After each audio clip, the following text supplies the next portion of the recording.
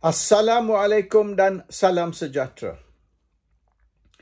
40 tahun dulu, saya telah menghadiri satu majlis di UMNO bahagian Kuala Nerus di Terengganu. Menteri Besar Terengganu semasa itu, Wan Mokhtar Ahmad juga hadir, dan yang memberi ucapan ialah Tun Musa Hitam. Semasa itu dia Timbalan Perdana Menteri Malaysia. Saya tak ingat keseluruhan ucapan dia, tapi saya ingat apa yang pentinglah, the salient points.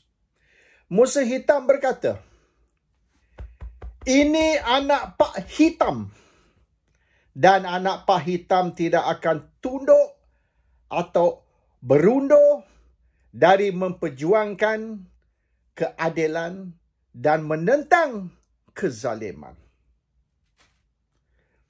Orang Melayu, sudah sampai masanya mereka berani mencabar, berani kurang hajar. Jangan takut kurang hajar.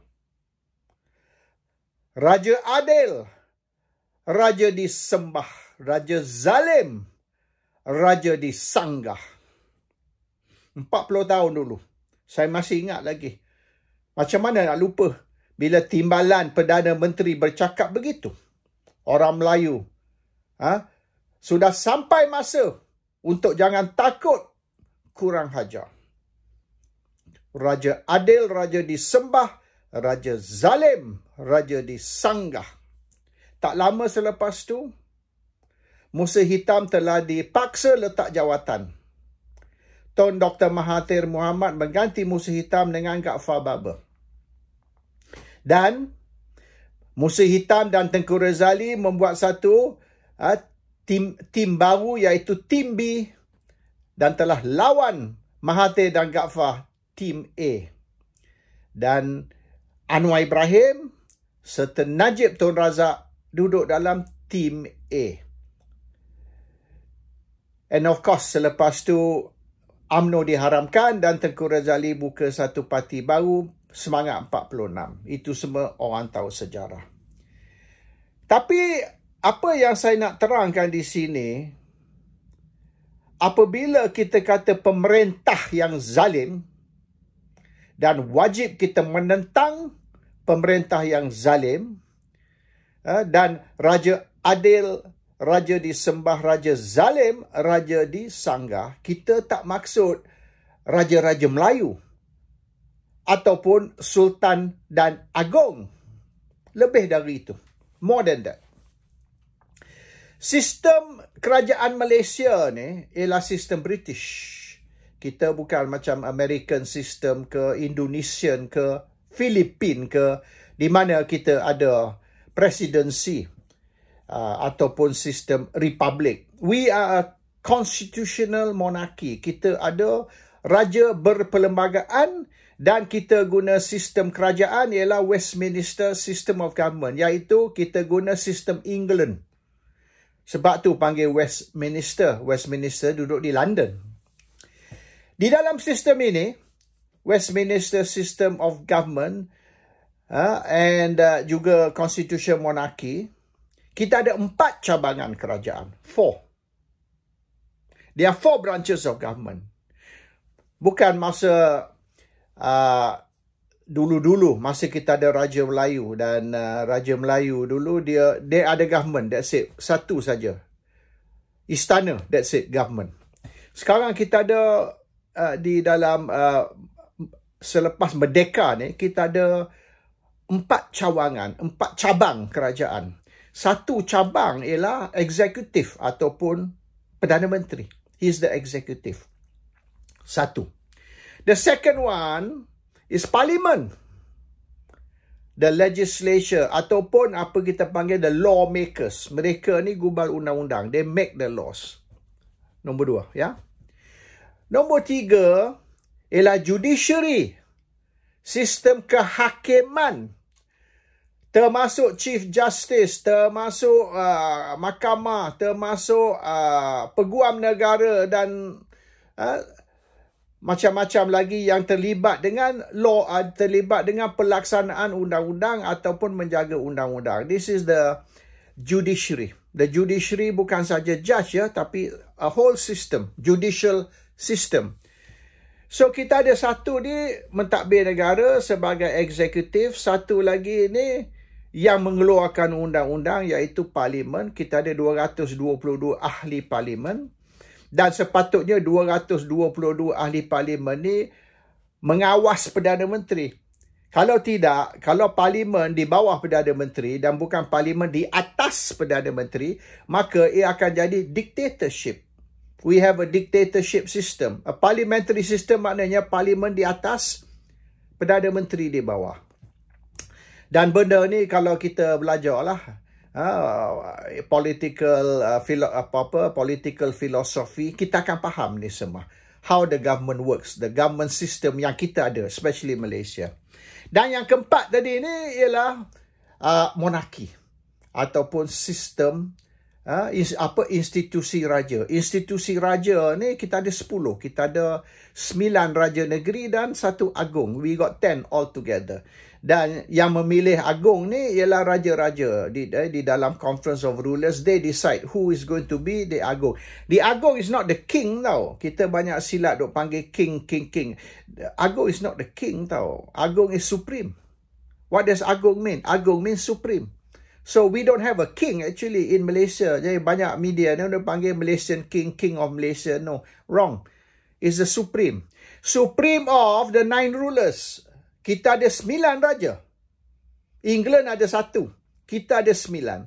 So di kalangan 9 raja tadi, dia pilih 1 supreme, 1 agung, which means he is the first among equals. Itu ya. The system we are applying, we don't have a king. We have a first among equals. So di kalangan 9 tu mereka pilih seorang. Dia macam ni lah, kita ambil macam kita 10 orang ni misalnya. Or kita nak semayang di surau ke di rumah, tak apalah ya. Kita nak semayang, kita 10 orang. Kita kena pilih seorang menjadi imam. Kita tak boleh 10 orang duk semayang ni sederet one line, no. Dia dari 10 orang ni 9 kena duduk di belakang, saf di saf belakang, seorang duduk di depan. Seorang tu imam lah, dia jadi imam. So kita hanya sistem kita ni, sistem kita pilih imam. Siapa nak imamkan kita ni? Kita ada 9 raja ni. Siapa akan jadi imam? So kita pilih seorang jadi imam. Imam kepada the rest. So sementara seorang jadi, misalnya lepas ni Johor akan jadi agung, maknanya dia akan ada pemangku Sultan Johor. Pemangku tu biasa anak dia ataupun raja muda lah. So the raja muda will become the pemangku Sultan. So that's how the system works. So jangan kita tersilap panggil king. We don't have a king. King ni England, King Charles. Tapi dia seorang, kita ada 9. So we choose ketua.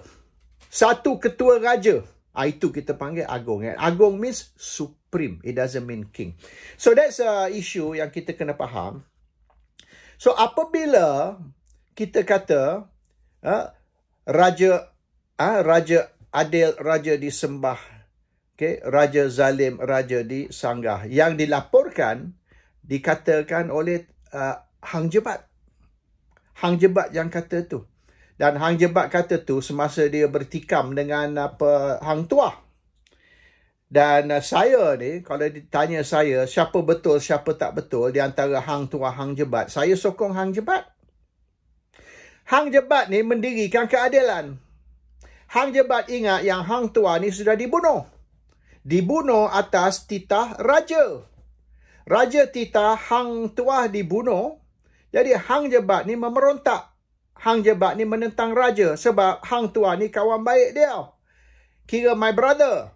You kill my brother, I will go against you. Itu dipanggil prinsip. Dipanggil prinsip. Kalau you kill my brother, I sokong you. Itu dipanggil jilat. Hang Jebat tidak jilat. So kita ambil contoh misalan UMNO. UMNO dibunuh 2 kali. Oleh Pakatan Harapan, DAP dan PKR. 2 kali UMNO dibunuh. Sekali dibunuh 2018. Sekali lagi dibunuh 2022. Tapi UMNO menyokong DAP dan PKR. Jadi samalah macam kes Hang Jebat ni misalnya. Hang Tuah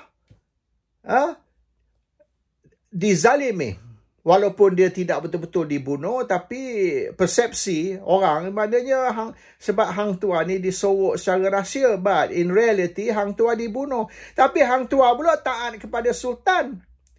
Hang Tuah taat kepada Sultan, dia pergi bunuh Hang Jebat. Hang Jebat ni menegakkan keadilan. Dia nak, he wants to,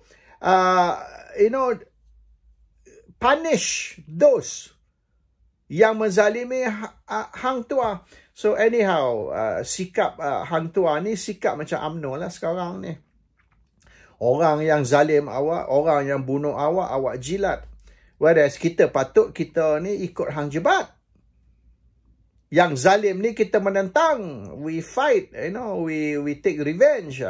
So there's a story lah of bagaimana Hang Tuah dan Hang Jebat ni bertikam. Akhirnya Hang Tuah bunuh Hang Jebat sebab kesalahan Hang Jebat ni dia nak menegakkan keadilan, dia menentang raja. Today raja is not sultan ataupun yang Pertuan Besar Negeri ataupun Raja Perlis ataupun Agung. Raja ni is the government, pemerintah. Pemerintah yang zalim ni ada 4 cabang. Satu cabang of course will be Raja-Raja Melayu. Kalau dia zalim pun kita menentang. But in this case we are talking about 3 lagi. Executive, Perdana Menteri, Parliament, the lawmakers, and judiciary, institusi kehakiman. Semua ni menzalimi rakyat Malaysia dalam berbagai-bagai bentuk. Macam kita ni, TikTokers, bloggers, YouTubers, Facebookers. Kita ni dizalim dengan Fahmi Fazil. Dia block. Dia ban kita punya account. Dia block. Saya punya TikTok dulu, saya boleh sampai beratus-ratus ribu kalau video saya. The highest, my TikTok video so far, the highest, 1 juta. 1 juta my views. TikTok dululah. And then ada yang 400 ribu, 500 ribu. Habis-habis sikit lah. Habis sikit 200 ribu. Sekarang saya nak dapat 1000 tak boleh. I can't even get 1000, kena block.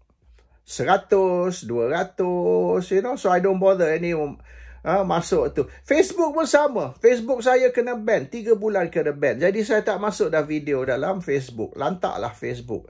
Saya cuma fokus on others social media platform. So dia orang sekat kebebasan bersuara. Kebebasan bersuara wajib di dalam Islam di bawah fardu amar ma'ruf nahi mungkar. Fardu tu wajib. Tapi dia orang tidak benar. Bermaknanya dia menzalimi orang macam Fahmi Fazil menzalimi Allah. Menzalimi hukum Allah. Dengan mereka menafi hak kita bersuara, mereka adalah pemerintah yang zalim. Zalim terhadap perintah Allah. Ini jaga sikit. You are not against Raja Petra or mana-mana lagi bloggers dan TikTokers. You are against Allah. You lawan perintah Allah, hukum Allah. Amar ma'ruf nahi mungkar. Awak fikir tengok. You think you are hitting me? No. You are going against Allah. You menzalimi Allah. Wajib. Wajib kita tentang awak. Wajib kita jatuhkan awak. Sebab awak lawan hukum Allah. Jangan main. Cuba awak lawan hukum Allah yang lain. Awak ban. Tak boleh semayang 5 kali sehari. Masjid kena tutup. Tak boleh puasa. Ban pergi haji. Tutup nu. Tabung haji tutup. Tak boleh pergi haji. Awak terkejut kalau saya cakap macam tu. Tapi yang awak ban, amar ma'ruf nahi mungkar tu tak sama. Fardu lagi. It's also fardu. Hukum Allah. Tapi awak sekat, awak ban. So kira ni, kita sebagai orang Melayu, sebagai orang Islam, kita wajib istiaf perang terhadap awak. We have to declare war on you. Simple. Pergi tanyalah mufti. Kalau mufti takut kena buang, takut hilang gaji, mungkin dia orang tak akan dedah. Mufti tu bukan semua betul. Makan gaji kat tu. Mufti-mufti tu, imam masjid, makan gaji tu. Dia free ke? No lah. Semua dapat gaji kerajaan. So, dia orang akan jilatlah kerajaan. Baik mufti ke, imam masjid ke, samalah. But that is the reality. So, bila musuh hitam, dia quote Hang Jebat, dia ada point tu. Dan bila musuh hitam 40 tahun dulu di Kuala Nerus, Terengganu, saya ada situ. I was there. So, bila Musam kata orang Melayu sudah sampai masa kena kurang hajar, kena lawan pemerintah yang zalim, pemerintah bagi dia is not just sultan ke, agung ke, maksud dia Perdana Menteri, Parlimen, institusi kehakiman dan semua. He's talking about the government. Dan sebab tu musuh hitam kemudian menentang Mahathir. Dan dia menentang Mahathir kerana dia rasa banyak kezaliman berlaku di dalam Malaysia. Satu daripadanya misalnya Memali. Memali itu Mahathir yang buat. Tapi dia salahkan Musa. Orang semua maki Musa, hina Musa. Dan apabila Highland Towers tu roboh, collapse, anak Musa hitam Carlos tu mati tau. Mati dalam Highland Towers collapse. Orang semua sorak tau. Orang kata, padan muka Musa. Karma. Kau buat ke orang. Tengok sekarang Tuhan buat anak awak mati dalam Highland Towers. Pada muka awak. Ini balasan Tuhan. Karma kerana Memali. Dia orang salahkan Musa. Padahal Musa was not behind Memali. So banyaklah Musa ni tu menjadi bangsa kat tu actually. So anyway, the issue is sekarang ni, dia orang buat report polis. Dia orang kata kita ni menderhaka. Kita ni menentang kerajaan. Kita ni nak jatuhkan kerajaan. Kita ni ada langkah Dubai. Kita ni nak rasuah agung 1 bilion ataupun kalau ikut Anwar 750 juta. Zaid Hamidi pula kata dia tak tahu. Dia cuma baca dalam media saja. Dia sendiri tak ada maklumat. Pula Zaid Hamidi pula dia cuci tangan. Dia kata, I don't know anything. I baca kat media saja. Ini yang cakap ni, Anwar yang cakap. Yang mula-mula, yang keluarkan cerita 750 juta ni, ialah orang PKR. Orang yang dipanggil hantu gigi dia lah. Yang mula-mula keluarkan cerita. Anwar pula sambung. The best thing is, Anwar lepas jumpa Agong, dia cerita benda ni. Dia cerita, dia kata dia jumpa Agong dan dia telah nasihat Agong 750 juta ni jangan ambil derma kepada ni anak yatim ke, give the 750 million to charity lah. Jadi dia beri gambaran yang dia dengan Agong bincang tentang rasuah tadi ni. Jahat ni dia orang ni, cara dia orang spin. So, apabila Musa suruh kita menentang dan jangan takut kurang hajar. 40 tahun dulu tau. Masa tu dia timbalan Perdana Menteri. Dia bukan ahli UMNO biasa. No. Tak ada pula report polis. Tak ada pula Musa hitam dipanggil ke Bukit Aman untuk statement dia dirakam. Tak ada. In fact, dalam majlis tersebut, UMNO Kuala Nerus, orang bertepuk. Orang UMNO yang di dalam majlis bertepuk, bersorak. They were very happy. Very happy apabila Musa kata kita ni tak boleh tunduk, kita tak boleh undur, kita kena menentang pemimpin yang zalim. Dan pemimpin ni I dah explain 4 cabang. Not satu. It's not just Sultan ke Agung, 4 cabang. Termasuk Perdana Menteri, termasuk Parlimen, termasuk institusi kehakiman.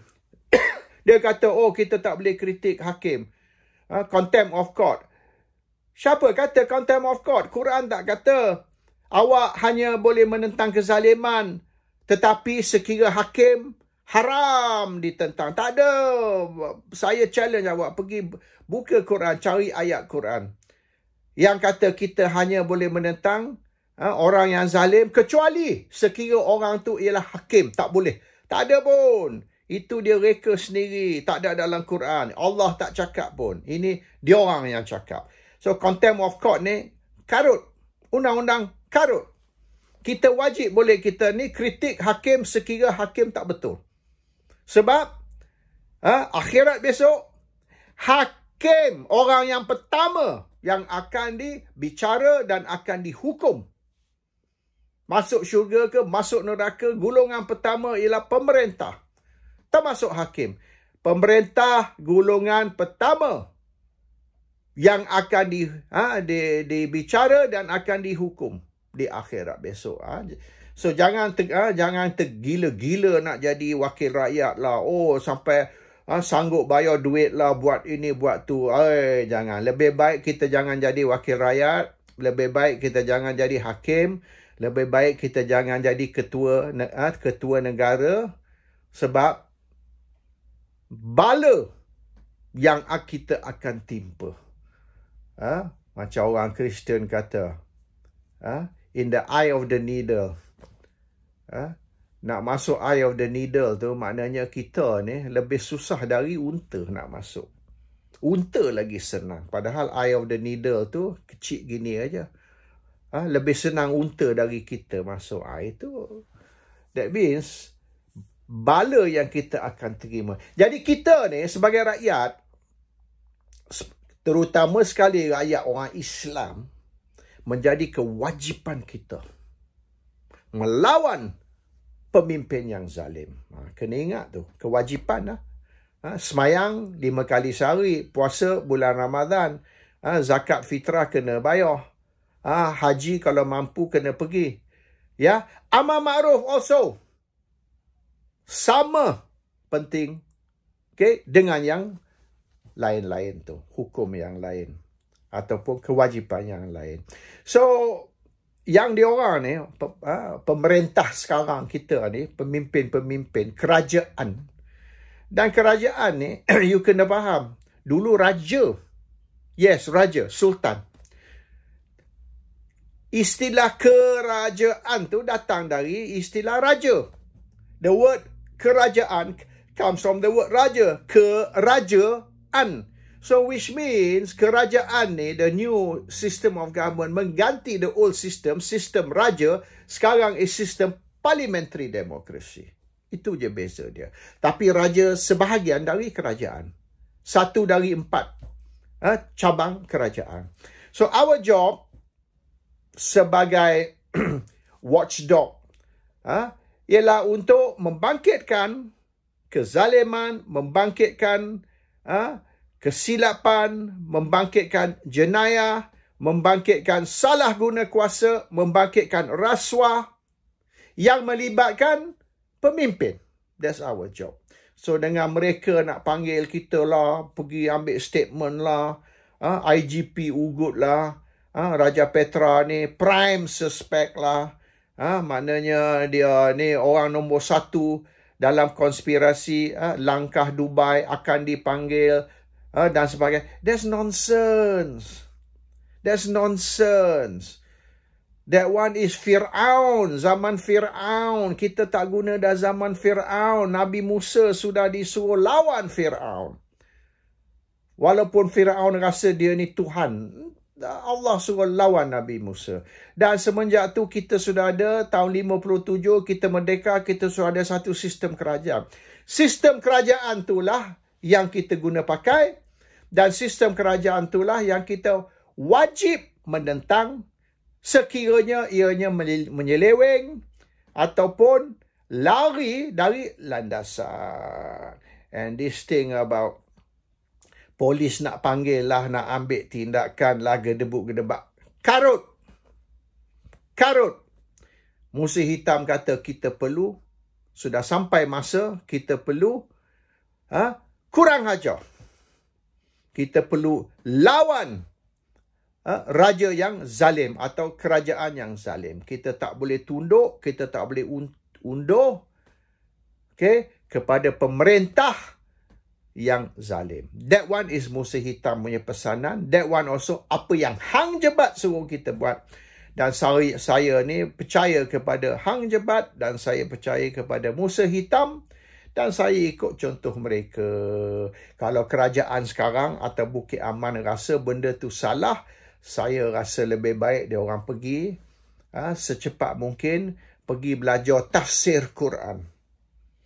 Dan tanya ustaz yang mengajar tu, apa kita tanggungjawab kita sebagai orang Islam di dalam menentang pemerintah yang zalim, di dalam usaha kita menjatuhkan kerajaan yang zalim kepada rakyat. Adakah itu dikehendaki atau diharam oleh Allah? Assalamualaikum.